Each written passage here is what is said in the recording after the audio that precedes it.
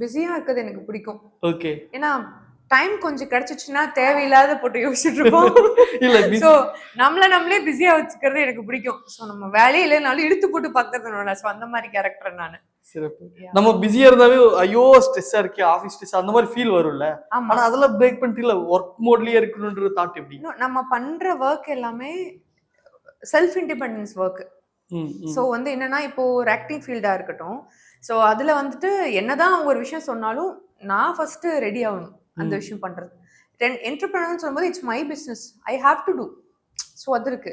மாடலிங்னு இருக்கும்போது நான் ஸ்கிரீன்ல என்னோட ப்ரெசன்ஸை கொடுக்கணும். So that's also my responsibility. So நான் செலக்ட் பண்ண எல்லா கிரைட்டீரியாவுமே என்ன சம்மந்தப்பட்ட விஷயம். ஸோ அது எனக்கு ஈஸியாக தான் இருக்கும். நான் யாருக்காவது அடிக்டா இருந்தேன்னா, என்ன யாராவது புஷ் பண்ண வேண்டி இருந்தா கஷ்டமா இருக்கும். நீங்க சொல்ற மாதிரி இது எல்லா கிரைட்டீரியாவுமே என்ன சம்மந்தப்பட்டிருக்கலாம். நான் எப்பவுமே என்ன அப்படியே ஒரு மாதிரி அப்படி வச்சுக்கணும் அப்படின்னு நினைப்பேன்.